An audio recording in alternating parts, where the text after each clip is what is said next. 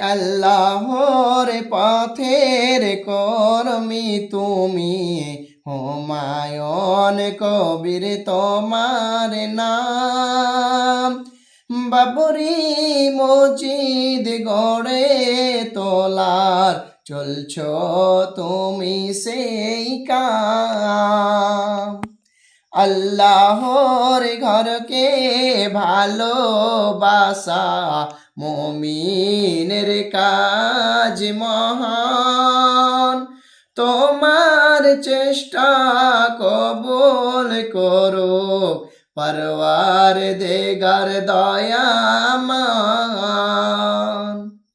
দুনিয়াতে দাও সহায়তা, আখিরাতে দাও নাজাত। আল্লাহর পথে যারা চলে তাদের হয় ইজ্জত।